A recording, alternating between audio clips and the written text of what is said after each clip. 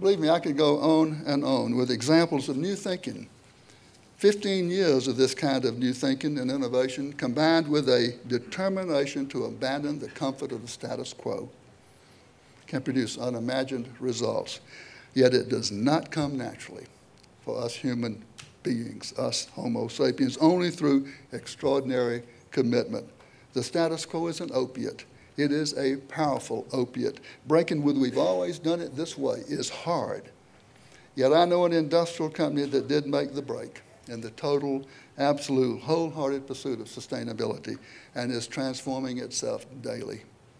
Consequently, I can report to you today that this company that was once so petro-intensive for its energy and raw materials, you could have said it was an extension of the petrochemical industry. From that starting place, with the new thinking I just described and a sense of shared purpose over the last 12 years, has reduced its worldwide net greenhouse gas emissions by 71% in absolute tonnage.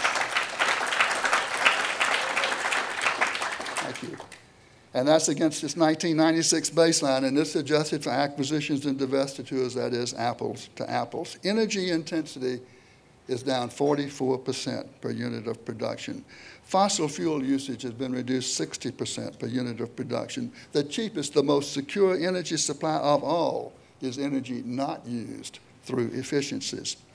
During roughly the same time frame, the company increased its top-line sales by 2/3, and its EBIT, earnings before interest and taxes, doubled. Profit margins expanded, not contracted. Given effect to the sales increase, the greenhouse gas intensity of the 71% becomes 83% in intensity.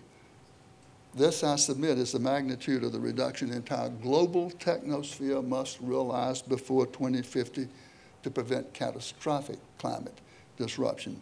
The lesson here, it is possible. All the while, this company is working through a 4-year-long industry recession that saw its primary marketplace, the office market, the entire segment shrink 36%.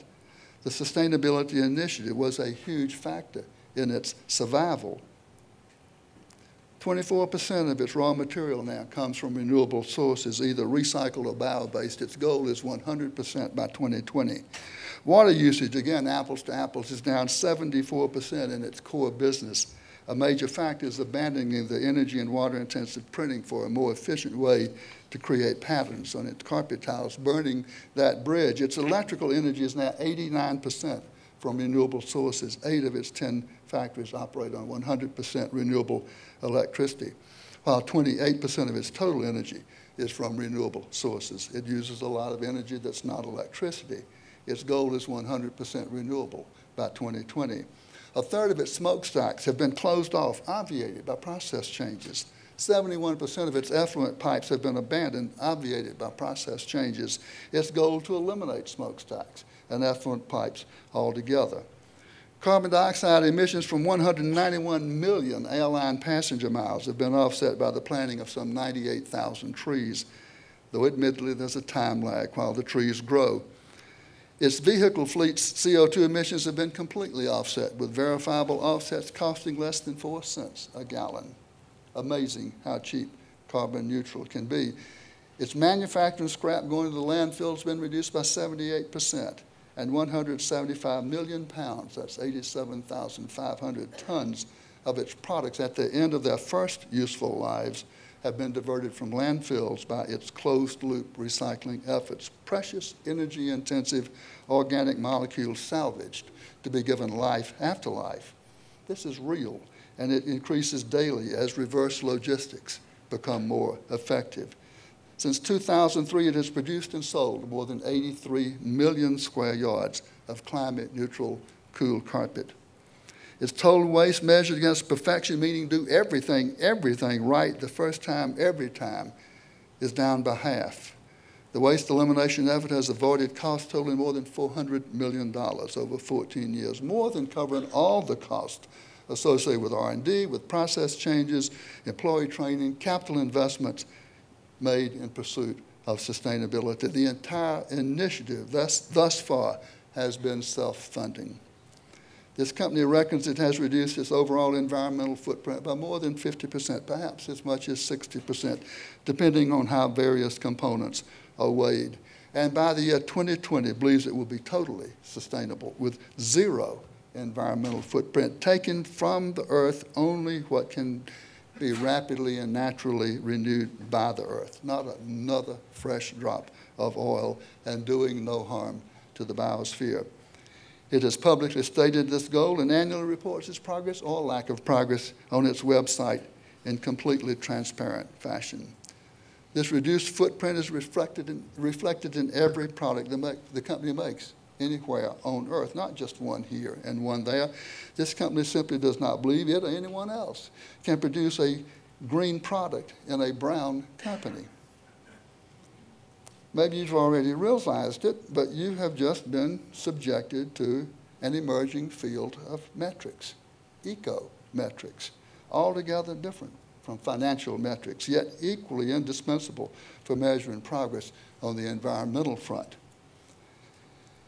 This company further believes that it will become restorative, putting back on balance more than it takes from the earth and doing good for the earth, not just no harm, through the power of its influence and in its role as Sherpa, leading others along the path it is blazing as it climbs Mount Sustainability. That very high mountain, but very importantly, one that is proving to be scalable. The company is publicly owned. Its shares trade on NASDAQ. Its board of directors is highly independent and also highly supportive of the sustainability mission. They recognize that the very persona of their company, resulting from its sustainability mission, is a competitive advantage in an extremely competitive marketplace. The 2008-2009 economy and market sell-off have not spared this company either. It's not immune, and it has reduced its workforce 25% to match declining demand, yet it faces the economic downturn with great confidence in the competitive advantage inherent in its business model, because this company's people will tell you emphatically that these initiatives have been amazingly good for business. The business case is crystal clear. It's costed down, not up, dispelling the myth and exposing the false choice between the economy and the environment. Those $400 million in waste elimination alone, its products are the best they've ever been because sustainable design, especially biomimicry, inspiration from nature, has provided an unexpected wellspring of innovation. Its people are galvanized around a shared higher purpose. Better people are applying, the best people are staying and working with purpose. You cannot beat a shared higher purpose for attracting and bringing people together. This is the pinnacle of Maslow's hierarchy of human needs, self-actualization through identifying with a purpose bigger than ourselves.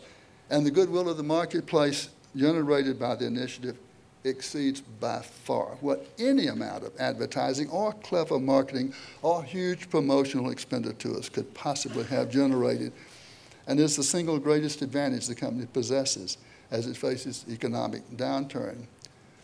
Yet it knows goodwill must be earned every day by doing, not by talking.